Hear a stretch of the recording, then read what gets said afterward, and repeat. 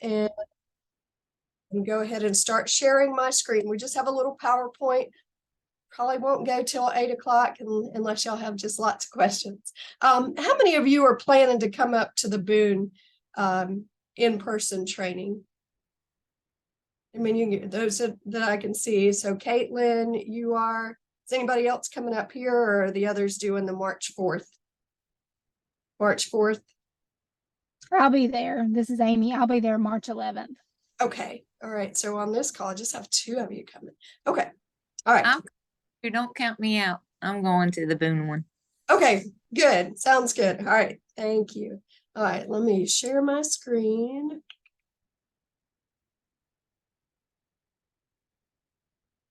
Says,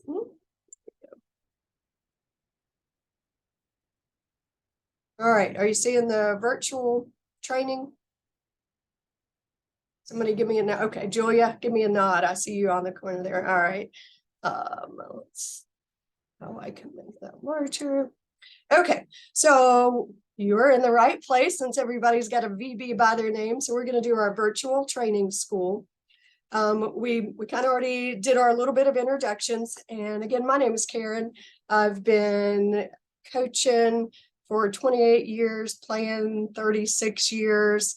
So I'm the coordinator up here in Watauga County, and then also a coach and a clinician and a sport development team member for volleyball, games management for alpine skiing, and also getting ready to add sport development for tennis. So I like to play, but I only have about a year and a half before I retire. Then I'll just get to do it all for fun and volunteer and play unified. In our county, so I've coached both individual skills, or all 3 individual skills, traditional and unified teams. We just haven't had a modified team up here. So some things I'd also like to know from y'all, and I'm just going to let you kind of shout them out. What do you hope to learn today? I'd like a couple of things that you're hoping to gain out of this.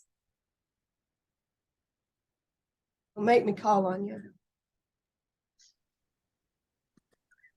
I'm hoping to get helpful drills. I've already started practicing January 10th, and oh wow, we're still trying to control the ball, and that's a big task right now. And so I'm hoping to just get more like outside view of how I can change it up so they can actually control the ball. That's awesome. So today is mostly our classroom stuff. So, but on that 11th, you'll learn drills and stuff like that. But I can send you some resources for that. So that's great. Anybody else have something they're hoping to learn today or get out of this experience? Kelly, what you hoping to learn? Well, we got Kimball University who goes volleyball, and they want to help us out this year. Good. So it sounds like you've got a good resource right there. I do. All right, awesome. All right, well, we'll just keep moving on. So we're going to talk about the volleyball events. So in Special Olympics, there is individual skills competition, and that allows athletes to develop sports skills in a competitive format, and it's designed to serve kind of as a stepping stone for team competition. The skills that are offered are passing, serving, setting, and offered overhead passing, serving, and setting. So those are the skills that they would be working on and compete in for individual skills. Modified volleyball is played on a regulation volleyball court, but it uses a larger and lighter volleyball. And then the service line for everybody is also moved closer. Traditional and unified, everything's the same. That is played on a regulation volleyball court with a traditional indoor leather volleyball. So those are the 4 types that Special Olympics offers: individual skills, traditional, unified, and modified. Again, if there's questions, y'all just shout out and let me know. So we're gonna briefly go through some of the volleyball rules. The governing body for Special Olympics volleyball is the Federation of International Volleyball, and that's FIVB. The volleyball sport rule book, you can find that I'm sorry for any of the states, folks that are not North Carolina. I don't know where that is on your website, but for North Carolina, if you go to Special Olympics North Carolina and go under your sports and competitions, when you go down to coaches resources, you can find everything that you need to know about volleyball. You can also find some drills and things, Julia, on that website as well. I'm going to just highlight a few of the rules that I think are important for you guys to need to know. You know, your service line, like in modified and in traditional and unified, you can move that service line closer for modified servers. In traditional and unified, you can only have one modified server on the court at a time. And then that service line can be moved closer, but no closer than 14 feet. This is one of the really important things for folks as they're starting up their program, is the height of the net. So Special Olympics North Carolina, everything is played at men's and co-ed height, which is 7'11" and 5/8 inch. So basically they're playing on an 8-foot net. So even if you have a team of all ladies, there's not going to be that 7'4" net. So make sure that when you're doing all your practices, that you practice on that men's height, 7'11" and 5/8 inch, because that 7 inches makes a huge difference when they're serving, when they're trying to pass that ball over, set it over, spike it over. So make sure you practice at that. You know, unfortunately, I know a lot of folks don't have always the best locations to practice at, but you know, if you've got that net that's got the swag in the center, do your best to make sure that if you are planning to go to state, that you practice on a regulation court at least a few times before they go. So, you know, as I mentioned, the volleyball does need to be for unified and traditional, using that regulation size ball. For modified, it is a larger ball. And those resources, you can also find those on the SONC website. Your court dimensions, it's another important thing. Make sure you're playing on a regulation court, and that's a 60 by 30 foot court that you're playing on. For team competition rules, divisioning, when you sign up, if you're planning to go to a state level competition, you'll have to send in a VSAT, which is a volleyball skills assessment test, and you'll do that on each of your athletes. And basically that's just giving a score for divisioning, so that, you know, when you sign up your team and there's 24 teams registered for the state level, that we're able to figure out who should be playing against who and having an equitable competition. When you come up for the in-person training camp, we'll go through that whole VSAT as well, so you can see easy ways to set that up and what that looks like for you. Some of the competition adaptations from the FIVB rules, there's a maximum of 12 team substitutions per set. You can have, though, an unlimited number of players substituting into a single position. So basically that means at the serve, you can come in as, you know, anybody can come in. That's unlimited. But on, if I come out in from the front middle row, it has to be a direct substitution. So if Kelly comes out and Julia goes in, then the only person that can go back in for Julia is Kelly. So that's a direct substitution. We'll also practice this when we come up here for the training camps. A few of the basic ground rules about players. All matches must start with 6 players. When you get to state, you know, if you've got, well, you're supposed to have 8. The minimum of 8 is what you can have on the roster, and a maximum of 12. If somehow you get to state and, you know, you've got those 6 folks and you start the match and somebody gets injured, you can continue play with 5 athletes, but you can't play with less than that. But you do have to start with 6 when you get down there to a state competition.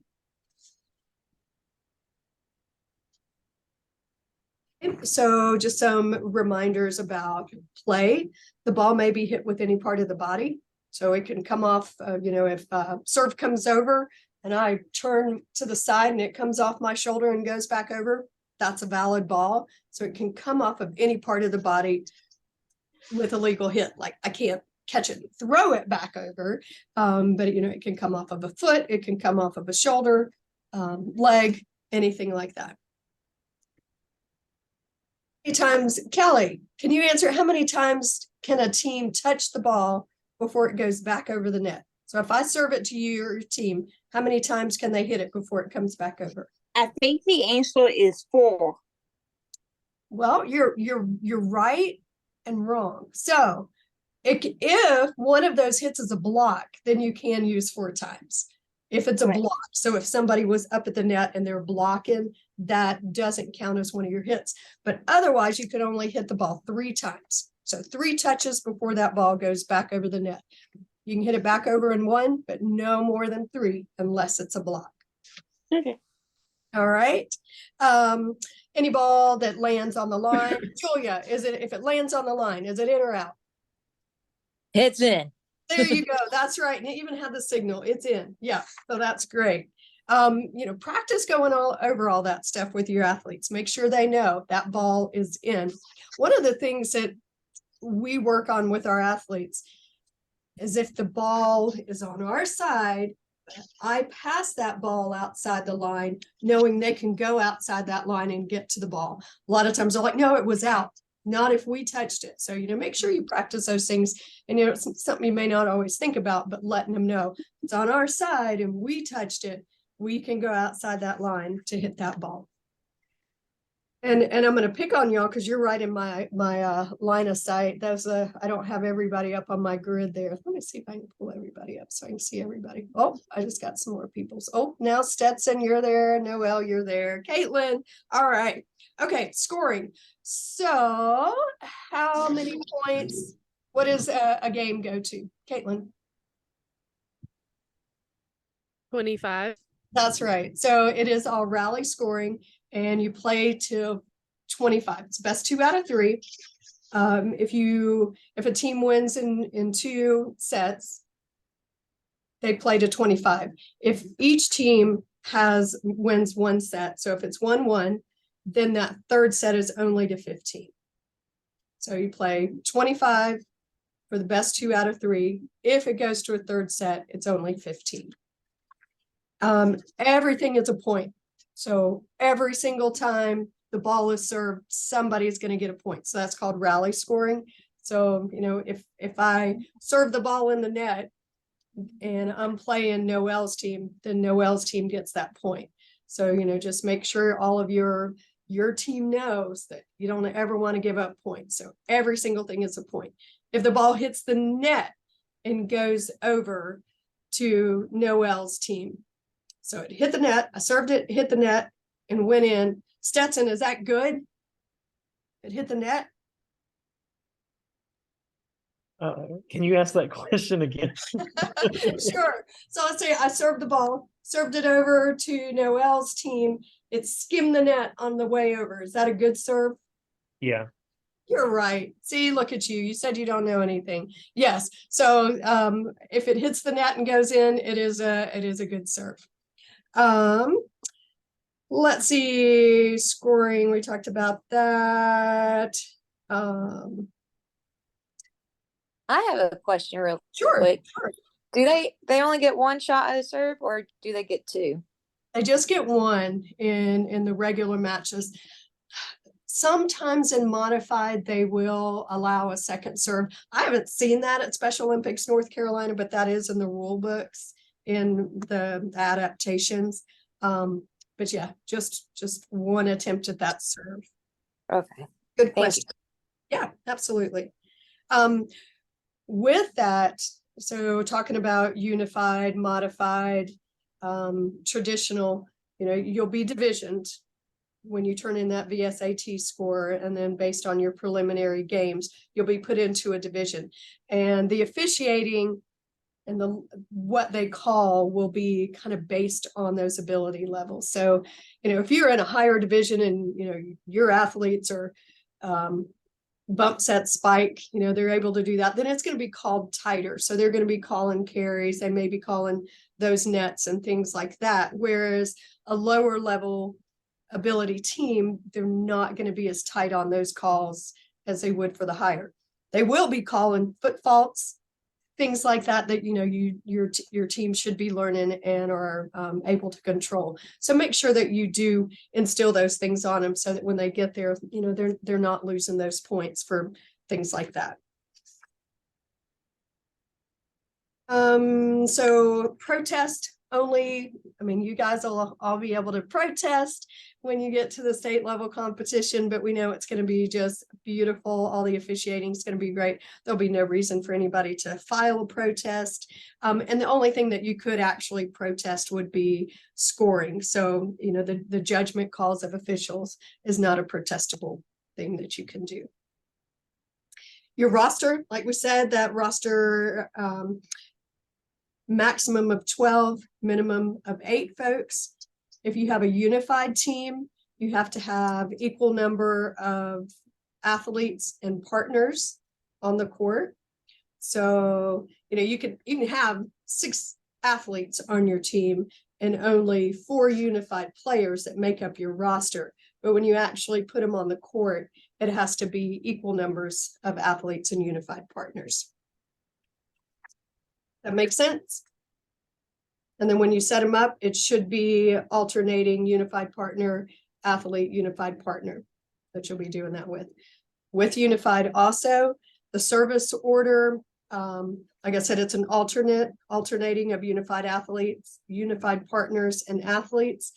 When you have, so, you know, like Noelle, you said you played unified. So if Noelle gets 3 in a row, she gets 3 points serving, then the official is going to do a little triangle like this, and that means that they are going to rotate. So it makes it to where one person can't really monopolize the whole game with the serve. So 3 points, then they'll do that signal. It does stay with your team, but it just rotates to the next person in the service order. All right, so those are some of just the basic ground rules.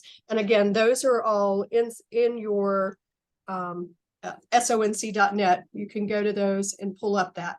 Some of the modifications and interpretations that North Carolina has. Let's see. So we talked about each team can have 2 modified servers, but only 1 server on the court at a time. Coaches must play all athletes and unified partners that are on their roster during the match unless injured. So not every single set, you don't have to have, you know, 12 people in during every single set of the match, but they must play during the match and in meaningful competition too. If for some reason somebody's belly is upset or somebody, you know, you're like, they're not going in, let your scorekeeper know what the person's number is and why they're out, just so that other coach for the team and like they're not playing these 2 athletes or this athlete hadn't been in at all. So just let somebody know so that they're aware of what's going on. We'll look at this at the end, but we're going to look at the lineup sheet when you fill that out. So if you have that modified server who can't get the ball in from the back line and they're moving up, you're just on that score sheet, you'll put an M beside their name. And then also a C beside whoever your captain is. They'll have that beside their name. Let's see. I'm looking at my notes as I go. All right, we're moving on.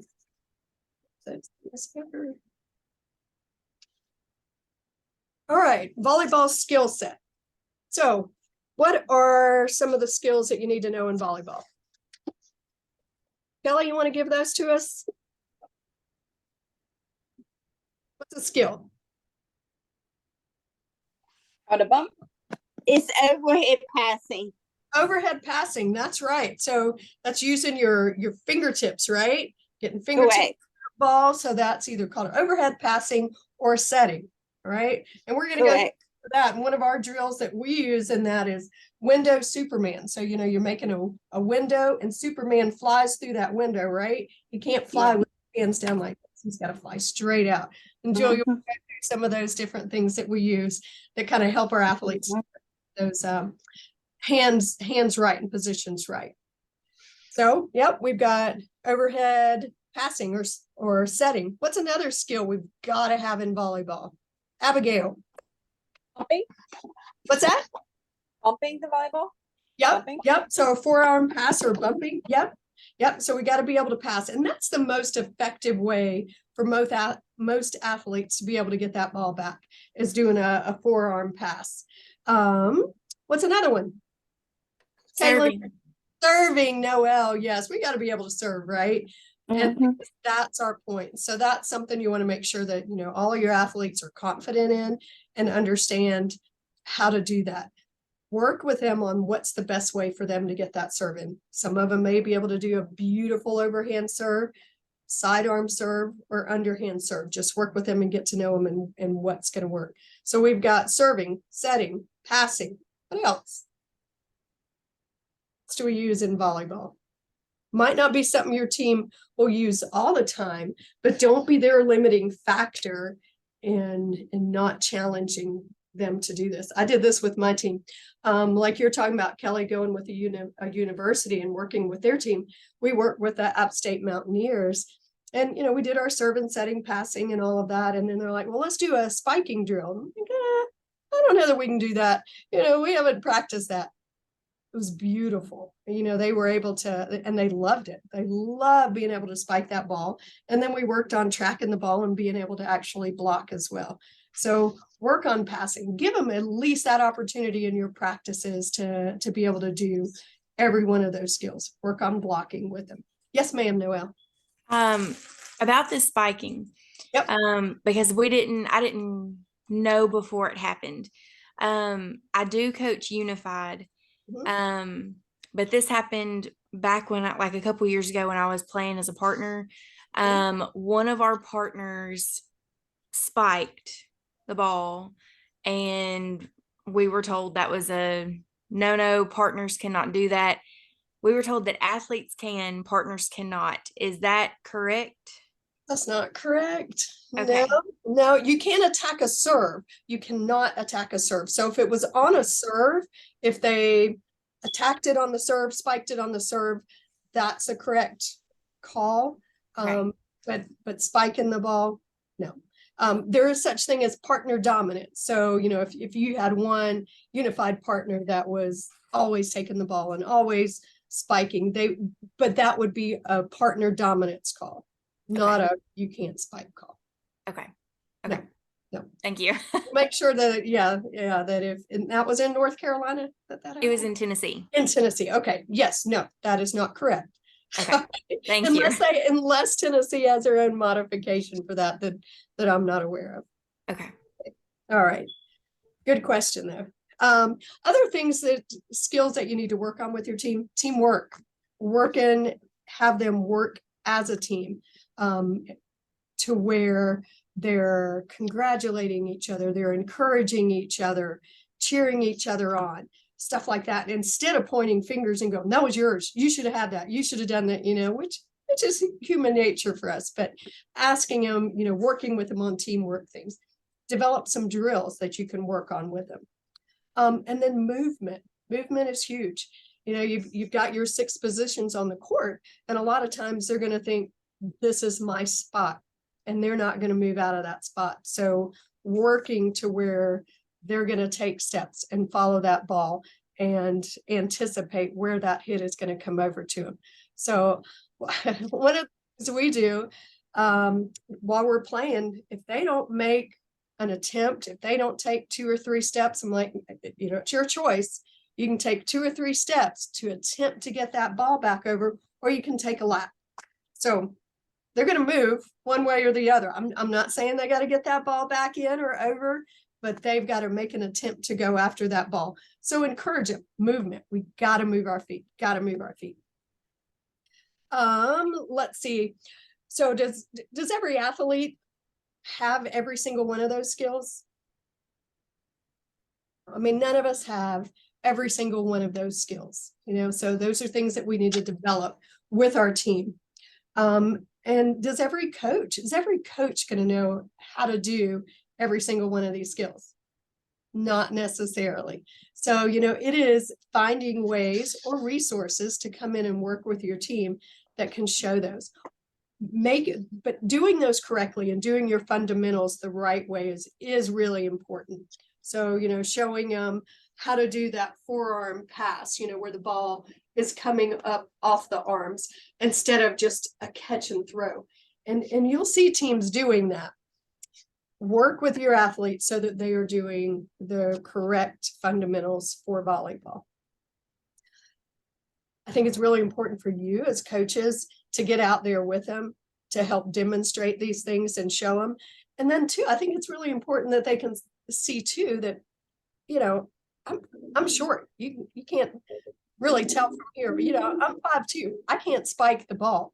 And I think, showing stuff that, she's not going to get up over that net, but you can still do the motion and be off the net and get that ball back over, or I can still serve that ball over, or I'm going to serve that ball in the net. And I think it's really important for them to be able to recognize that your coach is human too, and they're going to make mistakes.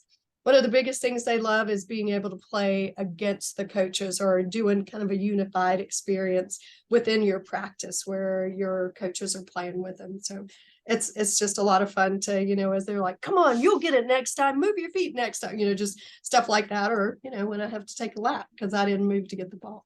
So make it fun for your athletes. Volleyball uniforms and equipment, what kinds of things do you need? Of course, you need a good, safe place to practice with your appropriate court size, net height, ball, and then uniforms. So you want to have appropriate uniforms that you have for your team. Wherever you're playing, one of the things we always do is we'll walk the lines. That's our warm-up. We'll either, run our lap, walk our lines around that court. Every single court has a different color line. So, if you're visiting, if you're going to a state level competition and their lines are blue, but every time you've practiced, your lines are white. Now you've got blue lines with white pickleball lines, and they're like, well, that was out because it was a white line. Make sure just simple little things like that you're covering with your team and going through so that they understand where those lines are. Take care of your equipment. Once you have good equipment, make sure that you're taking care of it, that your athletes or your coaches aren't sitting on the balls, kicking the balls. Those seams are pretty delicate in your volleyball, so you want to make sure that you're taking care of them. Put athletes in charge of collecting equipment at the end of practice, of getting it out, putting it up. That way they're vested in what they're doing and making sure that you're finding all those balls. I know with our practices, half of them are behind the bleachers by the time we're done with practices. So make sure that you're counting those and that you have all that you're supposed to by the end of that. Some of the things, when you're first starting out, Julia, you said you've been practicing since January 10th. Some other folks, if you're just getting ready to get started, progress your way up. Start with a beach ball, start with a modified ball, because, it is intimidating when you're on the other side of a serve and this heavy leather ball is coming at your face or at your arms. It's going to hurt at first. But if you get them familiar with the actions and with the motions with something a little bit lighter, a little less intimidating, then as you move up, they're not going to be as scared or fearful of what's going on in your game. Lots of resources, if you're like our county, we're not rolling in the dough. You can go to high schools. A lot of times, their last season's volleyballs, they're getting rid of. They're going to surplus those, or either they just sit in a closet. Visit them, ask them, do you have anything that we could use for our practices? Same thing with uniforms. One year we got our uniforms from the high school, said Watauga on them, so it was perfect. And we used those throughout a couple of seasons of volleyball. Visit your community college, your colleges, they have a lot of surplus stuff that they're not using anymore that'll work for your practices. Make sure though that you do, if some of that is worn out a little bit, that you've got those quality volleyballs and stuff, so that your athletes are playing with that as well. But it's nice to have a lot of extra stuff. So if you've got that 12-person team, or you've even got more than that coming out to your practices, that you can do a lot of teamwork, two people working together, partner passes, partner setting, and things like that. So that, nobody's having to stand around. Any questions right now? Is everybody good? So again, I can't see everybody. So if you have questions, just shout them out. Okay. How do we coach? So lots of things we need to consider, right? So we're, Special Olympics is age 8 and up. So we've got to look at the age of our athletes, the ability levels, and their physical abilities, mental and physical abilities. So as a coach, especially with an 8 to 10, 12 person roster, you've got to look at all these different things. So their cognitive ability, what motivates them. You may go into your season not knowing any of your athletes at all. So develop some beginning drills. One of the things we do at first is we just call it our circle drill. Eventually we'll introduce the regular volleyball, but we're in a circle and just use, it's like a spiky rubber ball. It's got the little bumps on there. And we'll just start, and I'm like, okay, everybody underhand, pass that ball to somebody. So, as you're doing that, they're following that direction and passing underhand, and you're able to look and see, okay, how good is their hand-eye coordination? Are they going to move? What's their movement? How do they track that ball? So just little things like that. And by doing something as simple as that, when you catch it, say your name. Or when you catch it, say mine. Just working on, got it, mine. Doing some of those calls that work for your team. As you're going through and working with them in volleyball, use short, simple instructions. If you sit here and give them, like we're going through right now, all of this stuff and giving you every single rule and a whole bunch of things, you're going to lose them. But use those really simple, short instructions. Ready position. Every sport, everybody pretty much knows that ready position, that you're squared up with a net and ready for that ball to come over. So that way, when you're on the sideline coaching, okay, let's go, ready position. And everybody knows immediately how they should be. Eyes forward or eyes up. Move your feet, hands up, just little things like that so that they are ready to go. If you've got much more than that, again, you're going to lose them, or they may not understand quite what you're asking them to do. Your team assessment. So again, that VSAT, that will give you a great assessment of your team. And then there's also the individual skills.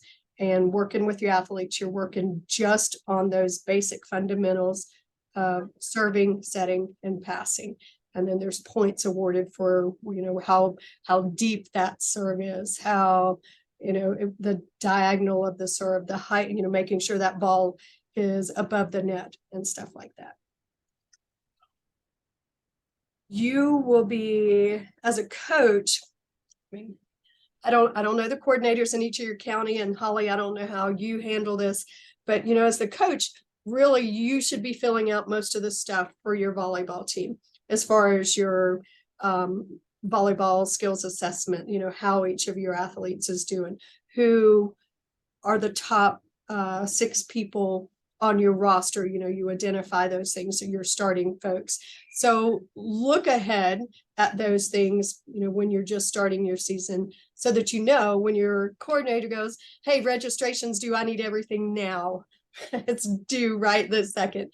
Make sure that you look at those things so that you're aware and you can knowledgeably give them that stuff. And that way it's going to put them in the best possible position when they get to the state level for competition. All right, your 8-week training plan. So when we announce practices, like I've already sent out, we haven't started our practice with the weather up here in the mountains. Well, gosh, it was 70 today. But this time of year, typically we have snow and ice. So we'll start practicing in mid-March. When we start sending out those practice dates, along with that, we go ahead and send out any invitationals that we're planning to attend, any clinics that we're planning to host. And then, of course, sending out when that state level competition is. That way, parents, caregivers, group home folks, they all know what's coming up and what to expect. I also attach the athlete participation form and let them know that, you know, if their athletes is expired, that we need to get that in ASAP so that they're going ahead and getting that. And again, that's not something that you're trying to track down last minute before you go to a state level competition. Another really important thing, and this, you know, I mean, like I said, I've been doing this 28 years and I still forget to do this. And I still assume that everybody that's been coming to practice for the past 10 weeks is planning to go to that state level competition. So I've got 8 volleyball players. Yep, they're going. And then we get to it and I'm like, okay, you know, here's your packing list. Here's what we're doing. And they're like, oh, they're not going. The parents like, no, we're not going. And it's like, oh, so then that affects the whole rest of your team as well. When you have to have that minimum number, make sure you find that out ahead of time. So send out, along with that calendar of when everything is, ask the intent. Are you hoping to go to a state level competition? You know, you get a quota, so you don't know exactly who's getting to go until your state sends that back to you. But find out that intent in the beginning, because if they're like, nope, they just want to do local practices, they're not going to travel. Cool, got that. That way it just helps you to know what's coming up, helps you to prepare your other athletes. If you don't have enough for a traditional team and you thought you were, that's when you may want to, you know, start working towards that unified team, either getting partners from the community college or high school students, somebody that can fulfill that roster. So those other athletes who've been working and training aren't going to be left sitting on the sidelines. Let's see. Reading through notes. With your 8-week training plan, set up the realistic and achievable goals for your team. You know, make sure that you're teaching them the rules, teach them the score so that they know how to do those things. I think those are really important things for your folks. Perform a pre-season and end of season athlete assessment. It's great to have some measurable goals so that, you know, in the beginning, they only get, you know, you do 10 serves. Everybody takes 10 serves. I only got 2 in at the beginning of the season. By mid-season, I got 5 out of 10. And at the end of the season, 9 out of 10 serves in. It gives them confidence in their abilities. So do those things. Make sure you share those results and improvements with them. And then, of course, you can do in-person training, which is so nice that we can do that again. Virtual, as they were talking about in the beginning, doing the Partner Up, Power Up programs. That's things that athletes and unified partners can do at home, or you can send YouTube videos and stuff like that. We'll do that at times. Go and watch this. I mean, athletes are more tech savvy than I'll ever be. So, you know, you can send those links to them and they can go and check those things out. And then with your parents, caregivers, and group home folks, send home some homework, you know, and with that can be that spiky ball where they're just passing that back and forth and working on that hand-eye coordination. Let them know, you know, I want that pass, just that underhand pass to go up at least 9 feet. That way, you know, that's going to go over the net. Pass against a wall, things like that. Pass with your other group home folks. That's where some of those things, maybe the volleyballs you get donated, you can send those home and they can just do partner passing and setting and stuff like that with each other. So send them with some homework. All right, and then that leads us into organizing your training session. This whole bulk of this is what we will be doing if you come up to Boone. So basically, you'll arrive and it'll be almost just like one of our practices. And we'll go through everything and incorporate all the rules and some drills into it at the time. But, you know, as you go, outline a simple training plan that includes your warm up and stretching, your basic fundamental skills, competition experience, and then conditioning and cool down. I use this basic template for every single week of practice. So I've got those 4 things and I'll just modify how I'm filling in those 4 things for each of the different weeks.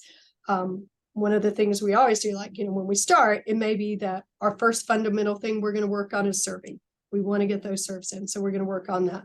The next week, we'll review that serving and then introduce new skills as well. But make sure that you keep repeating those other skills too, so that you can keep those.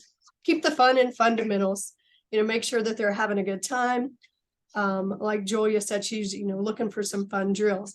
Make sure that you find some of those. They love those. Coaches love those. I mean, we have one, it's called the dead fish relay. It's hard to just describe it without actually seeing how it's played, but things like that.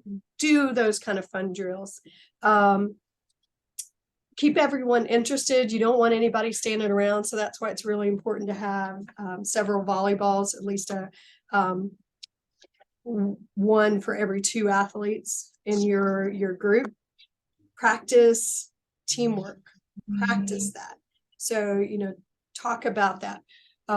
Fist bumps, high fives, encouragement. If you practice that, then that's going to follow them when you get to your state level competition or just an area competition. I think that's, be even more so than winning a gold medal or a silver medal.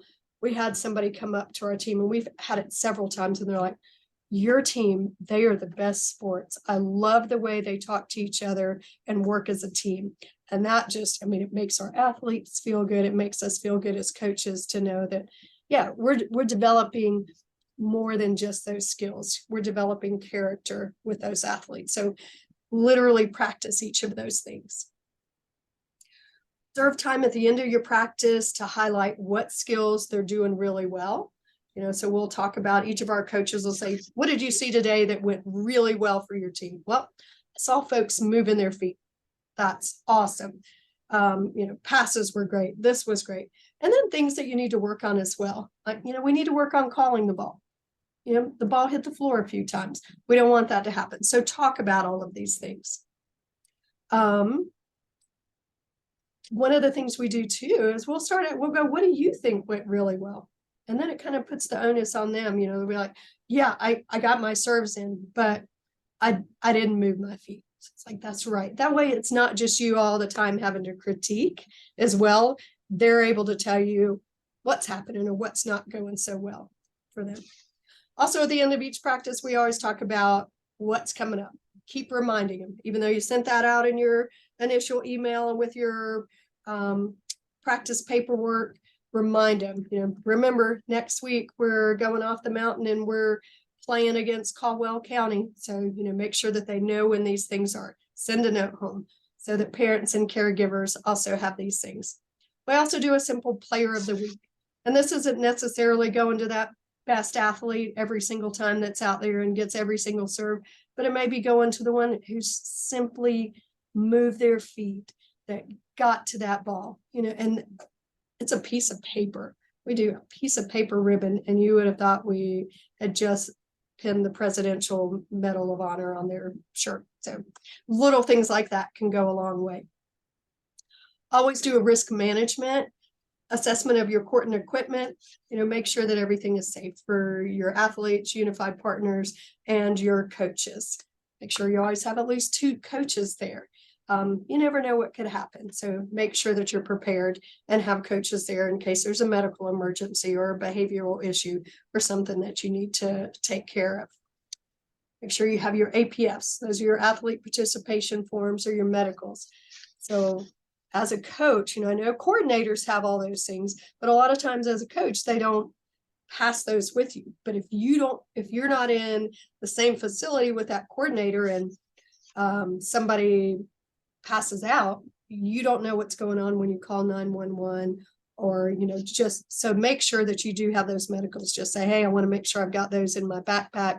So if something happens, that we are totally prepared and giving this athlete the best care that we can. So also, as a big part of our every week practice, we do some type of competition experience. So, make sure that they are getting that, because, like we'll be doing our circle game or we'll be doing passing drills, and they are beautiful, beautiful sets. Oh, I would love to get that in a volleyball game. They're just gorgeous. And then that real serve comes over the net to them. and you'd think they'd never ever seen a volleyball in their life. So make sure that it's not just those optimal conditions where you're giving them that perfect throw for a pass for them to set it up. Make sure that you're playing the game, that they're receiving serves, that they're receiving passes, so that they're not super confused or deer in headlights when you do get to a competition. Practice using that whistle. I mean, I'll just do my own whistle and give them that motion to serve. If you don't practice that and then you get to a state level competition, they're going to step up and serve that ball because it's their turn. Remind them you have to wait till the whistle blows to serve it. So practice rotating. That's another drill we'll do. We won't even play. We'll just, okay, we're rotating. I'll blow a whistle, rotate, rotate. Something that we may think is that simple that, you know, when they're in that game situation and just knowing which way they need to move on the court is really important.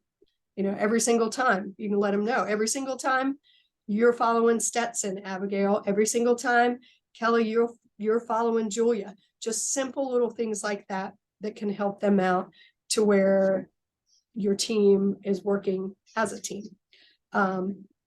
Practice things like walking out when their name is announced, that they walk out and they wave. Practice what happens in between those sets. You know, if they just switch sides, that you practice that. Practice how they congratulate each other at the end of that match. Practice a coin flip.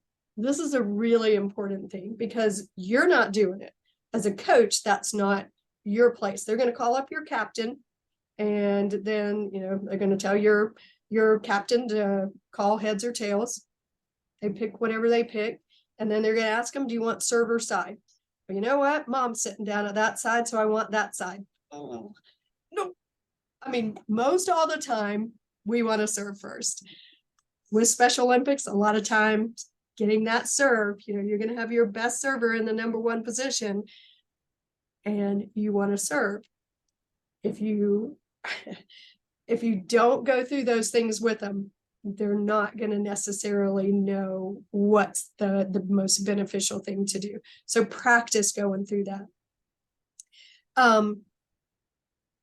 Practice subbing, you know, so there's a whole process for when they sub in and out, that they have to go out at the front line, in front of the 10-foot line, high five, one person goes in, one goes out. You know, it's not just screaming, running off the bench and coming in for the player they want to come in for. So practice those things. We'll cover a lot more of this when we do our court instruction.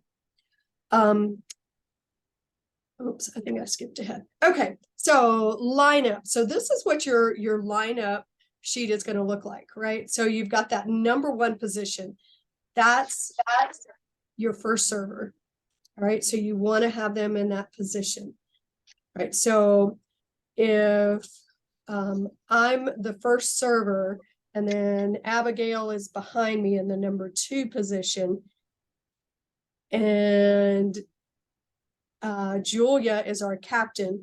Julia goes up as a captain and she's, you know, wins the toss, but says, you know what, we want side, which means we're going to receive. So I'm the best server on the team. Put me in the number one position, but then we're receiving. So as soon as it's a side out and we have possession, it automatically moves to that number two person. So you just moved your best server to a whole rotation, which they may not even get to serve in that whole first set. So make sure that you think about this when you're doing your lineup. I usually ask, the scorer's table will be asking me for a lineup. I'm like, not until I know if we're serving or receiving, because I'm going to back that up one if we're receiving. So I'll have lineups done ahead of time. I'll have my S lineup, which is my serving lineup, and my R lineup, which is my receiving lineup. That way I can just hand that to them once I know if we're serving or receiving. So, I mean, just some little things that make a big difference when you actually get to your game. Does that make sense? And then, like we talked about, modified servers, you have to have an M beside their name or beside their number when you put them in on your lineup. Unified partners will have a UP. Athletes will have an A beside their name. And again, those are alternating on your lineup sheet. That makes sense. Any questions on that? That's what we're done. What questions do you have for me? So that is basically our rules. Now I gotta figure out, let's see, stop sharing. There, now I can go back to everybody. Did I lose y'all? All right, did you learn anything? All right. One question that I have are like, are there any specific rules to like Special Olympics volleyball that are different? So you just cut out with me some, Abigail. So I heard, are there anything special for Special Olympics? Any modified rules? Yeah, so I know you said like, you know, we have 25 points in a game. We usually have 3 sets. And, you know, if we tie on one side, then we have 15, you know, points on that third game, which Right. makes sense, you know, regular rules and all that kind of stuff. And the height of like the net and all that stuff's still the same. That's correct. And like the, you know, how big it is and like the type of volleyballs and all that stuff are all the same. Yeah, so you know, if it's modified volleyball, that ball is a lot larger and lighter. So, you know, if your team's not quite ready for playing 100% traditional volleyball, then you would play that modified with that modified size volleyball, and everybody playing up at a modified service line. So they wouldn't have to serve from the baseline, from the back service line. Gotcha. And then sometimes some other modifications that could be made. If you have a server like, and I saw this in a USA games game, that somebody wasn't able to hold the ball and serve it out of their hand. So they were able to use like a modified tee, like you might use in baseball, that the ball sat on, and they could just hit the ball off the tee. So there are some modifications like that that are made. And then, of course, depending on the division, on the ability level, that it's the calls aren't as tight. Sounds good. That make- Thank you. Yeah. Great question. Else? That's your, you know, burning question, something you just want to know, something you didn't know.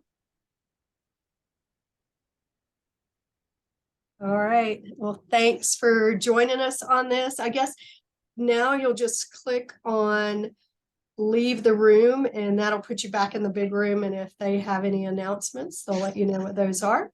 And then I will see you all, or some of you, up here in Boot in a few weeks. Thanks so much. Have a great night. Thank you. You too. Thank Thank you. you. Thank you. Thanks for joining us. Enjoy your hotel room. Oh, thanks. In Orlando. Go to Disney. Right, absolutely. I'm on Zooms. No, sorry. It's all right. It's okay. Thank you. Thanks, y'all. Good night. Karen, I didn't get all of your information before the slide went away. All I got was Karen last name. All right, I'm gonna share it with you again, Sorry. just instead of trying to spell it, because it's both first and last name are spelled a little bit different. Gov.org. Yeah, so if you want any resources, you know, if you're looking for a serving drill, or you're looking for passing drills, or you're like, hey, could we come up and scrimmage against your team? I would love that. So we can set stuff up like that. Right. Thank you very much for your time this evening. Welcome. Sure, thank you. Appreciate it. Have a good one. Noelle, where are you in Tennessee? We are in Marshall County, so we're about an hour south of Nashville. Oh gosh, you're a ways away from me. Okay. Yes, I was gonna say, ma'am. come on over and play. Okay. But We you would love it, but because yeah, I'm hoping to do a unified team this year as well. We've had one in the past, but I think it's ready to do that. We're ready to do that again. Oh yeah. If you feel like traveling, we'll play. Okay. All right. Thank Thank you. you. Appreciate you.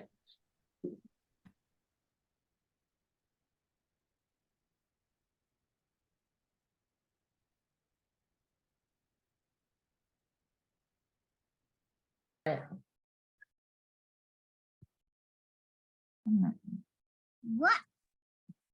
Janae, we're done with our volleyball. Awesome. What you need us to do now? Anything? You're free to go. All right. Thanks, my volleyball people. Thank you. Thanks, Karen. You're welcome. Thank y'all. Thank you guys. Have a good night. And I think you can stop recording. I think I wasn't. Was I?